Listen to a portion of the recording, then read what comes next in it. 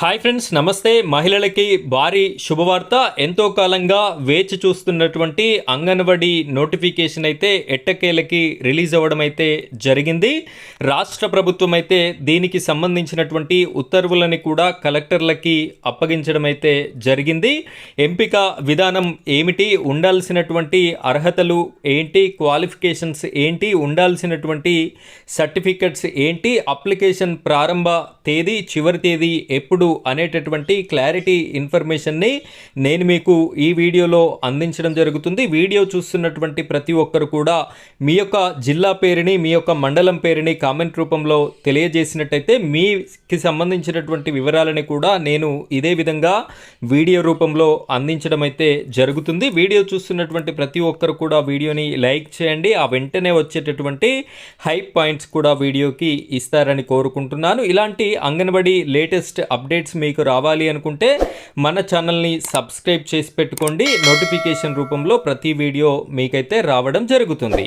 ఇక్కడ మనం వీడియో టాపిక్లోకి గనక వెళ్ళిపోయినట్టయితే ఇక్కడ చూడొచ్చు, అంగన్వాడీ నోటిఫికేషన్, అంగన్వాడీ పోస్టుల భర్తీకి గ్రీన్ సిగ్నల్, దశల వారీగా 15,000 టీచర్ హెల్పర్ పోస్టుల భర్తీ అని చెప్పేసి మనకి కనిపిస్తుంది.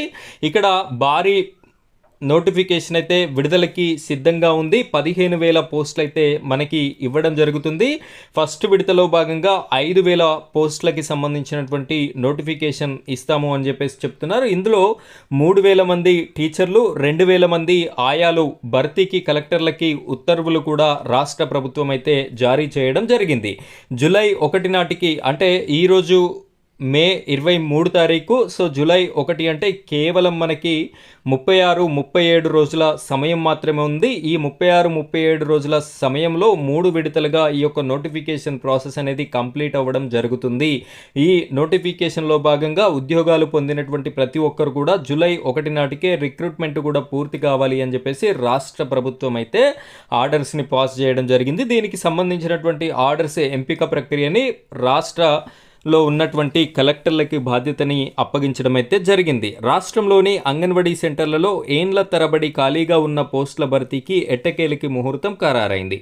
అంగన్వాడీ వ్యవస్థని బలోపేతం చేయడమే లక్ష్యంగా రాష్ట్ర ప్రభుత్వం నిర్ణయం తీసుకుంది. రాష్ట్ర వ్యాప్తంగా సుమారు 15,000కు పైగా అంగన్వాడీ టీచర్ ఆయా పోస్టులు ఖాళీగా ఉండగా దశల వారీగా రిక్రూట్మెంట్ చేపట్టాలని నిర్ణయించింది. ఇందులో 5,000కు పైగా టీచర్ ఆయా పోస్టులని తొలి విడతలో భర్తీ చేయాలని నిర్ణయం తీసుకుంది. ఈ నియామక ప్రక్రియకు సంబంధించిన ఫైల్పై మహిళా శిశు సంక్షేమ శాఖ మంత్రి సీతక్క ఇటీవలే సంతకాలు పెట్టినట్టు తెలుస్తున్నది. ఇది తెలంగాణ రాష్ట్రానికి సంబంధించినటువంటి నోటిఫికేషన్ వివరాలు. ఆంధ్రప్రదేశ్కి సంబంధించి ఎవరైనా వీడియో చూస్తున్నట్టయితే మీరు ఏ జిల్లా నుండి ఈ వీడియోని చూస్తున్నారో మీ యొక్క జిల్లా పేరుని కామెంట్ రూపంలో తెలియజేయండి. ఎందుకు అంటే ఇవి జిల్లాల వారీగా నోటిఫికేషన్స్ అయితే రిలీజ్ అవుతాయి కాబట్టి మీ జిల్లా నోటిఫికేషన్ రిలీజ్ అవ్వగానే నేను మీకు వీడియో రూపంలో అందించడం అయితే జరుగుతుంది.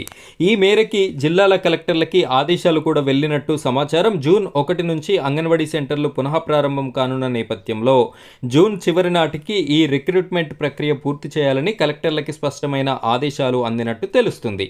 ఇక్కడ పారదర్శకంగా రిక్రూట్మెంట్ ఏ విధంగా చేయాలి అనేదాన్ని మనం చూసుకున్నట్టయితే గతంలో అంగన్వాడీ నియామకాల్లో చోటు చేసుకున్న విమర్శలకి తావు లేకుండా ఈసారి పారదర్శకతకు పెద్దపీట వేశారు.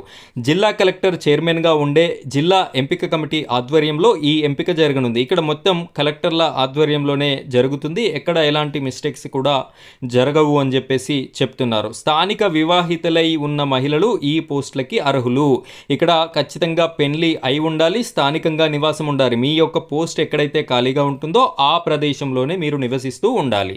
ఇక్కడ ఇంటర్ లేదా 10వ తరగతి మార్కులు, ఇంటర్వ్యూలో ప్రతిభ ఆధారంగా వెయిటేజీ ఇచ్చి మెరిట్ లిస్ట్ రూపొందిస్తారు. ఇక్కడ 10వ తరగతి హెల్పర్కి ఇంటర్ అనేది టీచర్ పోస్ట్కి అయితే మనకి అవకాశం ఉంది కాబట్టి ఇంటర్వ్యూలో ప్రతిభ ఆధారంగా ఇంటర్వ్యూ కూడా కండక్ట్ చేయడం జరుగుతుంది. వీటన్నింటిపైన వెయిటేజ్ మార్క్స్ అనేది తీసి మెరిట్ లిస్ట్ని రూపొందించడం జరుగుతుంది.